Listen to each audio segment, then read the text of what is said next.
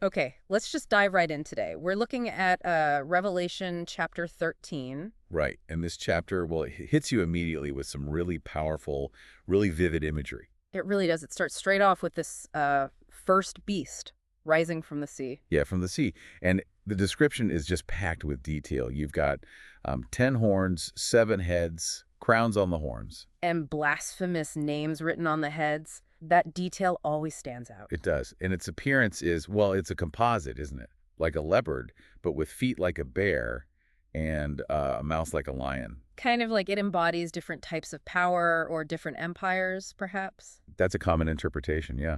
And crucially, its power isn't its own. The text is very clear that the dragon gives it its power, its throne, its authority. So it's immediately linked to that primary adversary figure. Exactly. Then there's this really startling detail. One of the heads looks like it had a fatal wound, like he was killed. But it healed, and that seems to be the catalyst, right? The whole world is astonished and starts following this blast. Astonished is the word. And they don't just follow the beast, they actually worship it, and the dragon who gave it power. They're asking, who is like the beast? Who can fight against it? It seems almost invincible after this recovery. Yeah, it's a powerful deception. And this beast is given a time frame for its authority, 42 months. 42 months.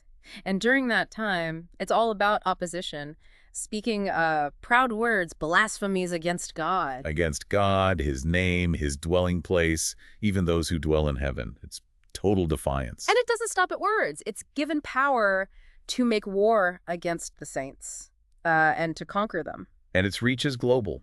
Authority over every tribe, people, language, nation. The text says basically everyone will worship it. Unless their names are written in the Lamb's Book of Life. Right. That's the crucial exception. Then, sort of interrupting this description, there's a line that feels like it's speaking directly to us, the readers. He who has an ear, let him hear. Yeah, a call to pay attention, to understand. And it's followed immediately by this sober reminder about endurance. Right. Patience and faithfulness are needed because some are destined for captivity, some for the sword. It brings the symbolic vision down to a potentially harsh reality for believers. It really grounds it. Okay, so after all that about the first beast from the sea, the chapter introduces another figure, a second beast. This one comes from the earth. Different origin. And its appearance is tricky. 2 horns like a lamb. That sounds almost gentle, maybe even Christ-like. Exactly. It looks deceptive. But then it speaks. And it speaks like a dragon. So the appearance is misleading. The voice reveals its true nature. And its role seems to be entirely in service of the first beast. Completely. It wields the first beast's authority right in its presence, and its main job is making the earth worship that first beast, the one with the healed wound. It's like the propaganda machine or the enforcer. Sort of, yeah. And it uses powerful signs to deceive people. Big signs, like making fire come down from heaven.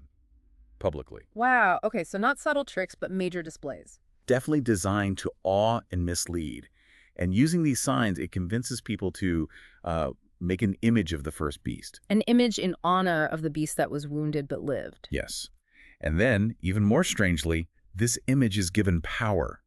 Power to speak. And power to enforce worship. It causes anyone who refuses to worship the image to be killed. That ties worship directly to survival. It's intense control. And that control extends into everyday life with the next element, the mark. Ah, the mark of the beast. This second beast forces everyone and it stresses everyone, small, great, rich, poor, free, slave, to get this mark. On the right hand or on the forehead. And the purpose is explicit, isn't it? Economic control. Absolute control. You can't buy or sell anything unless you have the mark. It's a total system. And the mark itself is identified as the name of the beast or the number representing its name. Right. Which leads us to the very end of the chapter. Where it calls for wisdom, calculation. Insight is needed here. Yeah. Let the one who has understanding calculate the number of the beast. It says it's a human number, or the number of a man. And that number is? 666. So, quite a journey through that chapter. Powerful beasts, massive deception, control over worship, control over commerce. It's a lot. It really is dense. Thinking about all that, what really stands out to you, our listener, about how this chapter portrays the links between authority, worship, and these mechanisms of control? And, given that the text itself says you need wisdom or insight for that final detail, the number, well, how does that maybe challenge how we approach interpreting this kind of symbolic language in general? Something to think about.